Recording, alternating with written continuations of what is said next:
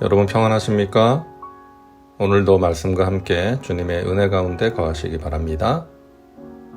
오늘 말씀은 예레미야 26장입니다. 1절입니다.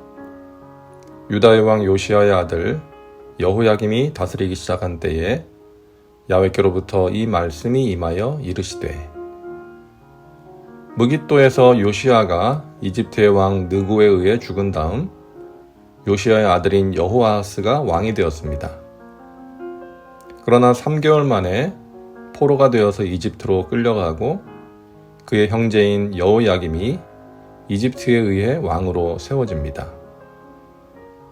여호야김이 왕으로 즉위하자마자 하나님의 말씀이 예레미야에게 임했다는 것은 예레미야와 여호야김이 처음부터 끝까지 갈등과 대립 관계였다는 것을 암시합니다. 야훼께서 이와 같이 말씀하시니라. 너는 야훼의 성전 뜰에 서서 유다 모든 성읍에서 야훼의 성전에 와서 예배하는 자에게 내가 내게 명령하여 이르게 한 모든 말을 전하되 한마디도 감하지 말라. 하나님께서는 예레미야에게 성전으로 가서 예배하러 오는 사람들에게 하나님이 예레미야에게 주신 말씀을 한마디도 감하지 말고 그대로 전하라고 명령하십니다. 하나님께서 예레미야를 통해서 백성들에게 말씀을 전하게 하시는 이유가 3절에 나오는데요. 그들이 듣고 혹시 각각 그 악한 길에서 돌아오리라. 그리하면 내가 그들의 악행으로 말미암아 그들에게 재앙을 내리려 하던 뜻을 돌이키리라.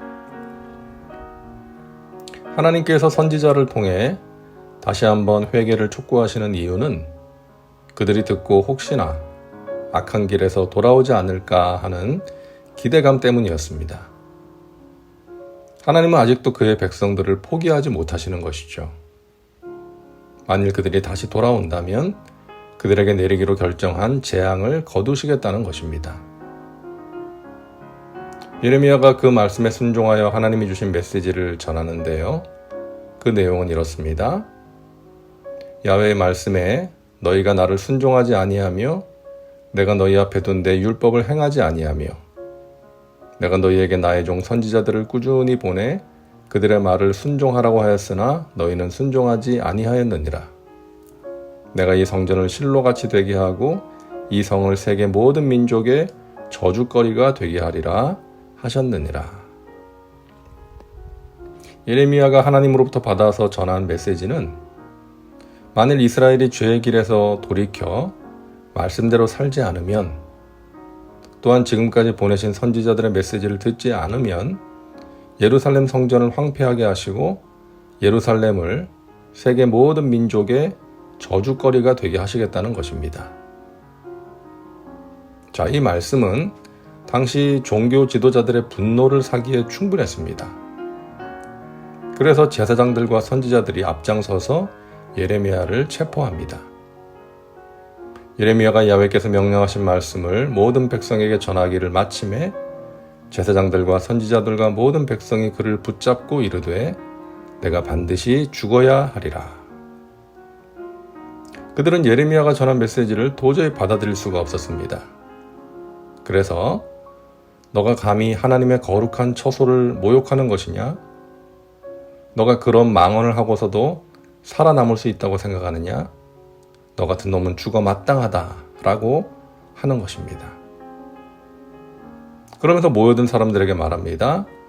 제사장들과 선지자들이 고관들과 모든 백성에게 말하여 이르되 이 사람은 죽는 것이 합당하니 너희 귀로 들음같이 이 성에 관하여 예언하였음이라. 현장에서 곧바로 재판이 열리는 거예요. 분노한 제사장과 선지자들은 이제 모여든 백성들에게 예레미야는 죽어 마땅하다라고 말하는 것입니다.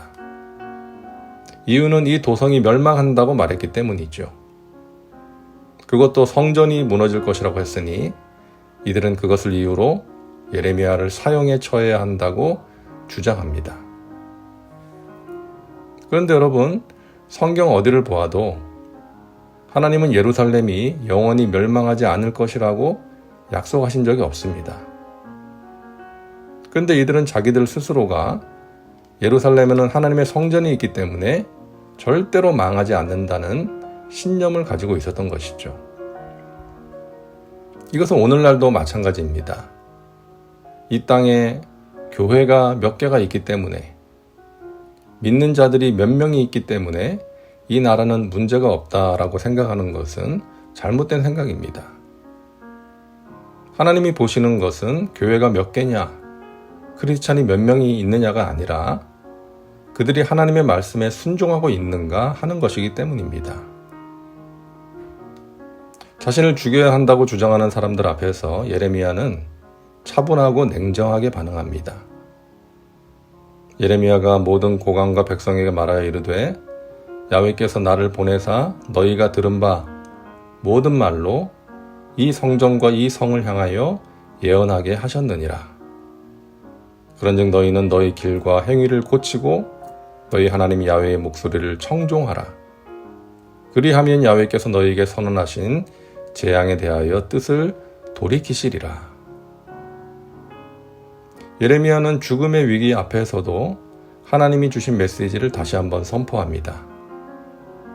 너희가 회개하고 돌이키면 하나님께서 재앙을 내리기로 한 그 뜻을 돌이키실 것이다 라고 말합니다.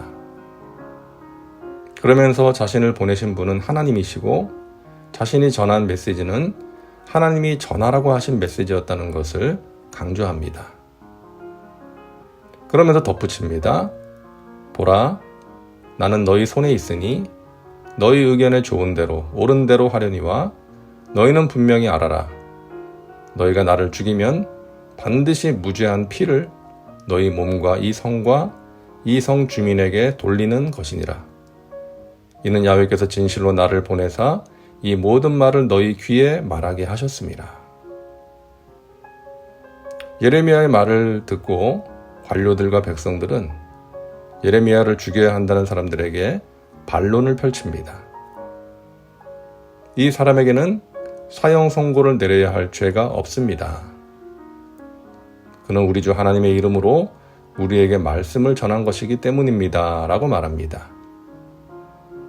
그리고 노인들 몇 사람이 히스기야 왕 시대에 있었던 일을 회고하면서 예레미야를 죽이지 말 것을 강력하게 요청합니다. 그리고 마지막 절을 보면 하나님께서는 아히감이라는 사람을 통해서 예레미야를 죽지 않게 해주셨습니다. 자, 예레미야는 이렇게 죽음의 위기를 넘겼지만 오늘 본문 후반부를 보면 예레미야가 전한 메시지와 똑같은 내용을 전한 우리야 선지자는 결국 여호야김 왕의 손에 죽임을 당합니다. 여호야김은 자신의 정권 유지를 위해 하나님의 말씀을 전한 참 선지자를 죽인 것입니다. 하나님 무서운 줄 모르고 악한 일을 행한 것이죠. 신정 국가인 이스라엘은 하나님의 대변자인 선지자의 권위가 왕과 비교해서 열등하지 않았습니다. 오히려 위에 있다고도 할 수 있었죠. 그래서 하나님의 권위를 위임받은 선지자가 왕을 임명하여 세웠던 것이죠. 사무엘이 사울과 다윗을 기름 부어 세웠고 나단은 솔로몬을 왕으로 세웠습니다. 왕들은 하나님의 뜻을 알려주는 선지자들의 말에 귀를 기울이면서 나라를 통치해야 했던 것이죠. 그러나 하나님의 권위를 인정하지 않는 권력자에게 선지자는 귀찮고 불편한 존재에 불과했던 것입니다. 그래서 여호야김은 선지자를 죽인 것입니다. 스스로 권위를 세우려고 하는 권위주의는 잘못된 것입니다. 그러나 하나님이 주신 영적인 권위는 인정해야 합니다. 그럴 때 공동체가 든든하게 세워질 수가 있는 것입니다. 물론 영적인 권위자가 또 그에 합당한 모습을 갖추는 것도 중요하겠죠. 우리의 가정과 교회 공동체가 하나님이 세우신 영적인 권위를 인정하고 존중하고 따름으로써 하나님의 선하신 뜻이 이루어지는 아름다운 공동체가 될 수 있기를 바랍니다. 기도합니다. 사랑과 은혜가 풍성하신 하나님, 오늘도 말씀과 함께 살게 하시니 감사합니다. 우리에게 예레미야에게 주셨던 담대함과 강직함을 주셔서 하나님께서 맡기신 시대적인 사명을 잘 감당하게 하옵소서. 또한 하나님이 주신 영적인 권위를 인정함으로써 우리의 공동체가 건강하고 아름다운 공동체로 든든하게 세워지게 하여 주시옵소서. 예수님의 이름으로 기도하옵나이다. 아멘. 오늘도 말씀과 함께 은혜 가운데 거하시기 바랍니다. 여러분 사랑하고 축복합니다.